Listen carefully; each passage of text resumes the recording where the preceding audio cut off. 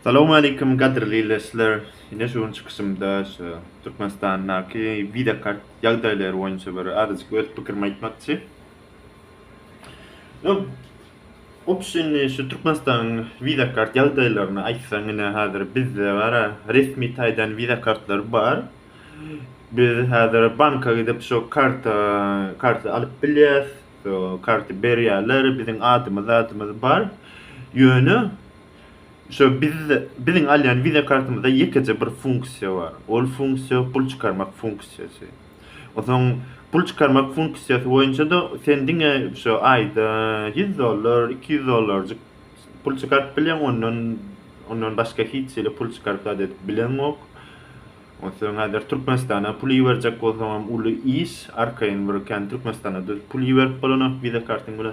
O zaman elbette ingulu meselede şu Türkmenistan'ın hükümetinin döröden iki tane kursu var. Kara vazarın kursu ve resmi vazarın kursu. Şu vida kartta işlemeyen vapşı bir manisi yok. Sebebi Türkmenistan'ın hemme zat kara vazarına imma Türkmenistan'ın hükümeti resmi kara vazarının şu kursunu imma Türkmenistan'ın hükümeti olsa resmi kursu. Şunun için iki tane kurs neme oluyor.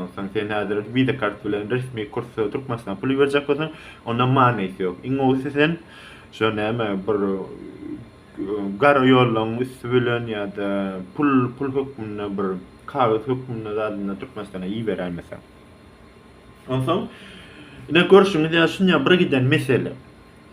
İmma hazır sen bir İslamlık bir yurtta yaşatan, İslamlık bir yurt daşar yurtta yaşatan zaten görsen bilýäňiz adamlar.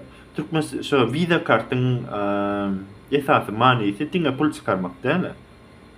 Sen online sen zat satın almalı, online zat satmalı ya da sen başka yurttan bir başka yurda pul geçirecek olmalı ya da sen Türkmenistan'dan daşar yurda ya da daşar yurttan Türkmenistan'a pul verecek olmalı etmeli. Şunu yani bir gidene doğru mu? Vida kartın şu maksadı dinle pul çıkarmakta.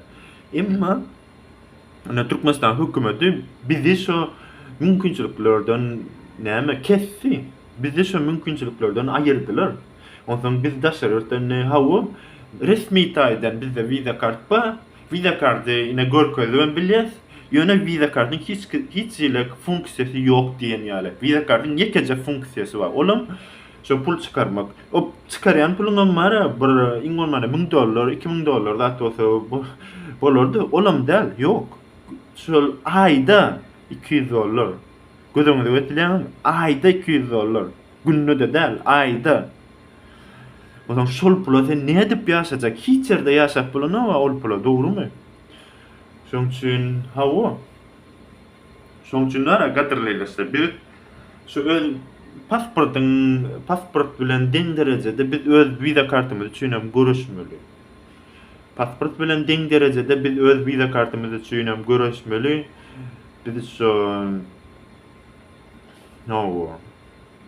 Bolmasa wara ondan bir ýagdaý bolmaý bir haýsy ýurtda başan ýaly, dogrymy? Eger sen ýurduň dünýäde iň idealan ýurt bolmasa, sen şu vida kart ýagdaýyň näme dogry bir azajyk bir näçe funksiýasyny saklamaly, bir näme dogry bir adam şekline pul çıkaryp bolmaly daşary ýurtda. Ondan pul berip bolýan zat edip bolýan onu bolmaly. Wara gözüňe getirin. Sen dünyanın o tarafına işleyen, ondan sen maskalaňa, bir garnaşlaňa, ýene-taňa pul berjek bolan, olam mesele. Sen ne edip berjek? Sen hiç vida karta işlenok. Ondan gara ýollan bermeli, ýöne sen o ýerlerden ne edip Türkmenistan'a gara ýol bilen pul bermeli. Pul ýok. Dogrymy? Hawa. Ondan şoň üçin nara gatyrlaýlar şu wagt inni nesip bolsa bir haçanna Türkmen halky bir güýçlenenni, nesip bolsa haçanna Türkmen halky bir öz aýagyna galanny, haçanna Türkmen halky bir öz geljegi boýunça bir azajygymasa bir güýçtat edip alnanny. Biz şu haklar üçin görüşmeli. Biz vida kart adam şekline vida kartyň bolmagy üçin görüşmeli. Adam şekline bank sistemasynyň bolmagy üçin görüşmeli. Adam şekilde garawazarın bilen resmi bazarın bir diň opsiyon näme? Eger sen ýurdun gowy işleýän bolsa sen garawazar hiçli bolmaly däl. Şoň üçin hawa aýryp bilmezçe garawazary aýyrmaly we diňe şu resmi kurs bolmaly. Garawazaryň kursy gerekkä, resmi kurs bolmaly. Ondan soň Türkmenistana pul bermek ýollary. Osoň hawa şunýalak aýdylmaly meseleler ken. Şoň üçin kellämizde saklaýas, öwrenýäs, saat etýäs, nähip bolsa wagty geler, şu meselelerem biz düzederiz.